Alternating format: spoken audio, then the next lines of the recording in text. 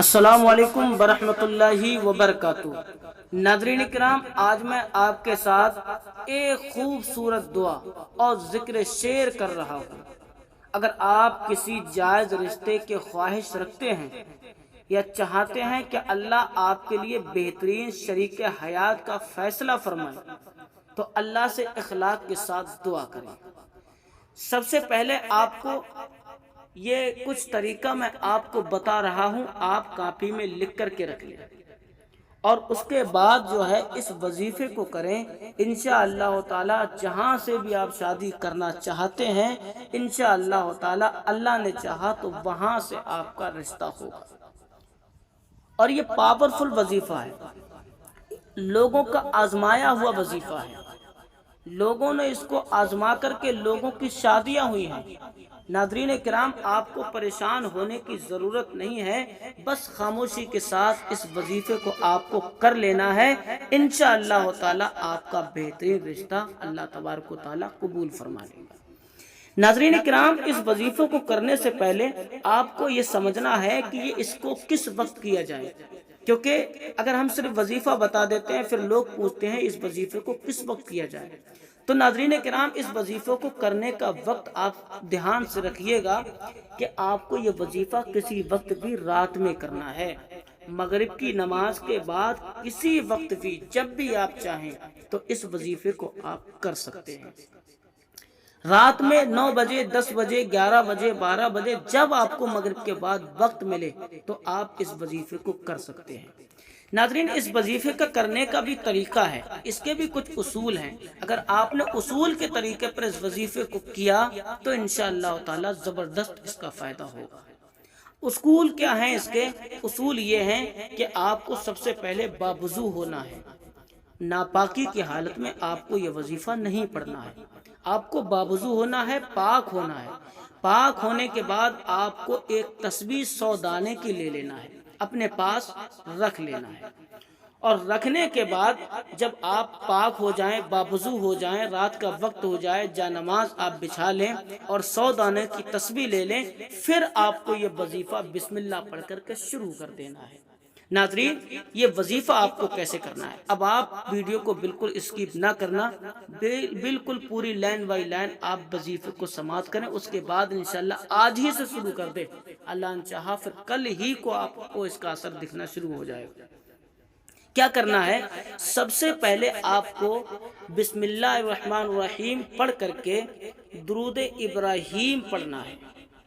کتنی مرتبہ پڑھنا ہے؟ 3 مرتبہ۔ درود ابراہیم آپ کو 3 مرتبہ پڑھنا ہے۔ اتفاق ایسا ہو اگر آپ کو درود ابراہیم یاد نہ ہو تو آپ پھر جو آپ کو درود یاد ہو وہ درود آپ پڑھ سکتے ہیں، اور کوئی بھی درود یاد نہیں ہے تو آپ صرف صلی اللہ علیہ وسلم پڑھ لیں، یہ بھی ایک درود ہے اور سب سے چھوٹا درود ہے۔ ناظرین کرام، جب آپ نے 3 مرتبہ درود پاک پڑھ لیا، پھر آپ کو کیا کرنا ہے؟ اس کے بعد دل جمعی کے ساتھ، خوب مضبوطی کے ساتھ، بھروسے کے ساتھ، یقین کے ساتھ آپ کو پڑھنا ہے۔ بڑا آسان ہے، یا ودودو یا ودودو یا ودودو یا ودودو، یعنی کہ یا ودودو صرف آپ کو 100 مرتبہ پڑھنا ہے۔ آپ کو غلطی نہیں کرنا ہے، 99 مرتبہ نہ ہو، 98 مرتبہ نہ ہو، پورے 100 مرتبہ ہونا ضروری ہے۔ اس لیے آپ یادداشت کے لیے اپنے پاس ایک تسبیح رکھیں، تو تسبیح پر آپ کو 100 مرتبہ ہر دانے پر یا ودودو یا ودودو یا ودودو یا ودودو ہر دانے پر آپ کو پڑھتے چلے جانا ہے۔ اس کے بعد جب آپ 100 مرتبہ یا ودودو پڑھ لیں، پھر آپ کو لاسٹ میں پھر 3 مرتبہ وہی درود پڑھنا ہے جو درود آپ نے پہلے پڑھا تھا۔ جب آپ درود وہ بھی پڑھ لیں، اس کے بعد آپ کو اطمینان کے ساتھ اور جو ہے بھروسے کے ساتھ اللہ سے آپ کو دعا کرنا ہے۔ اس طریقے سے دعا کرنا ہے، اس طریقے سے اس عاجزی کے ساتھ دعا کرنا ہے کہ ایک دم اللہ سے لو لگا کر کے دعا کرنا ہے، جیسے کہ ہم کسی سے بات کر رہے ہیں، ہم اپنے دل کا غم سنا رہے ہیں۔ آپ کو اس طریقے سے بات کرنا ہے اور دعا میں کہنا ہے، یا اللہ اگر یہ رشتہ میرے دین، دنیا اور آخرت کے لیے بہتر ہے تو اسے آسان فرما، اور اگر اس میں میرے لیے بھلائی نہیں تو مجھے اس سے بہتر عطا فرما اور میرے دل کو اپنے بہتر فیصلے پر راضی کر دے۔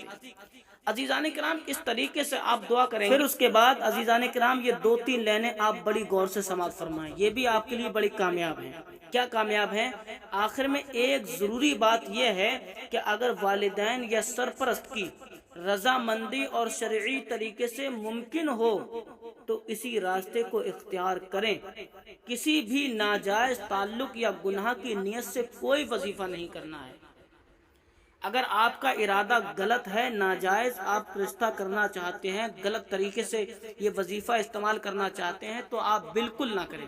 اگر جائز طریقے سے آپ رشتہ کرنا چاہتے ہیں، آپ کو یہ پتا ہے کہ میں اس سے شادی کروں گا، آپ کو یہ پتا ہے یا میں اس سے شادی کروں گی، آپ کو خوب بھروسہ بھی یہ وظیفہ کریں، ورنہ آپ یہ غلط اور ناجائز طریقے کے لیے اس وظیفے کا استعمال نہ کریں، ورنہ آپ بھی گناہ گار ہو گئے۔ تو ناظرین کرام کیسا لگا آپ کو یہ ویڈیو اور کیسا ہمارا وظیفہ آپ کو پسند آیا؟ تو آپ کمنٹ میں آمین لکھ کر جائیں اور اس وظیفے کے بارے میں بتا کر کے جائیں۔ السلام علیکم ورحمۃ اللہ وبرکاتہ۔